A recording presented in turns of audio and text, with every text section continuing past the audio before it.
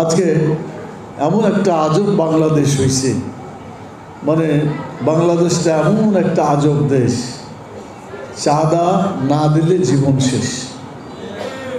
ঠিক না? আমরা কি এরকম দেশ চাইছিলাম? চাঁদা চাইবে, চাঁদা না দিলে তাকে মেরে ফেলা হবে, এরকম দেশ আমরা চেয়েছিলাম? তাই তো ঘটল সে। তাহলে চাঁদাবাজি এবং সন্ত্রাস এগুলো বন্ধ করতে হবে।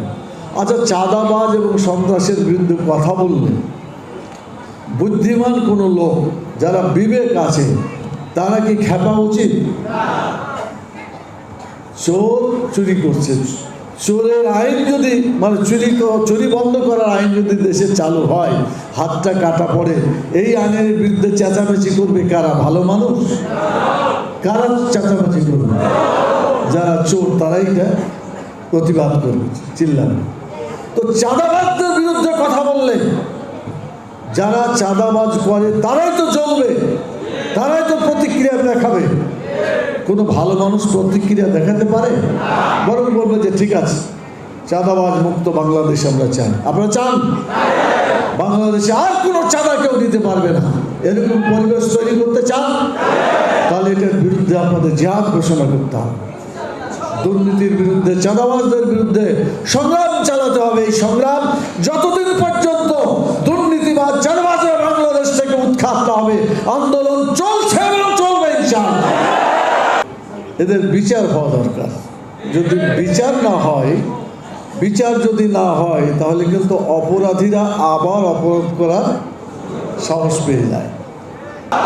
আমি আবেদন জানাতে চাই বাংলাদেশের সকল রাজনৈতিক দলের কাছে, চাঁদাবাজের বিরুদ্ধে সকলে ঐক্যবদ্ধভাবে আন্দোলন করা উচিত।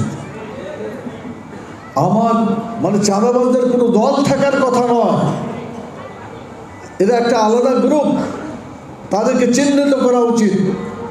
এই জন্য সকলে মিলে আমরা যদি চাঁদাবাজের বিরুদ্ধে, সন্ত্রাসীদের বিরুদ্ধে ঐক্যবদ্ধ হই, বাংলাদেশ থেকে চাঁদাবাজ এবং সন্ত্রাস বন্ধ হয়ে যাবে ইনশাআল্লাহ।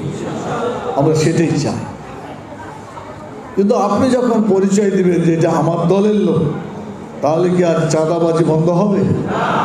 তো উৎসাহিত হবে যে আমার পিছনে একটা দল আছে।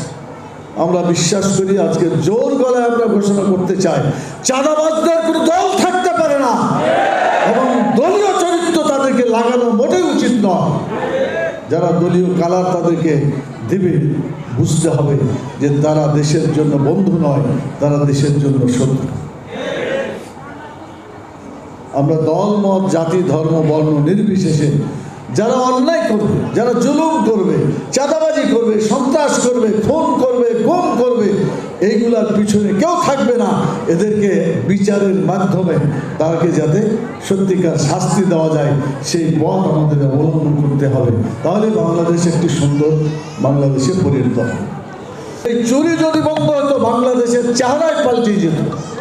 কিন্তু দুর্ভাগ্য, আমরা কোরআনের আইনের দিকে ফিরে যাই না, যার ফলে চোর চুরি করতেই আছে। আজকে কত বছর থেকে চুরি করছে আপনি হিসাব করেন।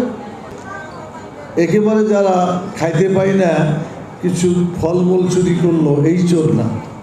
যে চোর কলমের খোঁচায় কোটি কোটি টাকা চুরি করে, এই সমস্ত লোকদের জন্যই আল্লাহ তাআলা আইন দিয়েছে।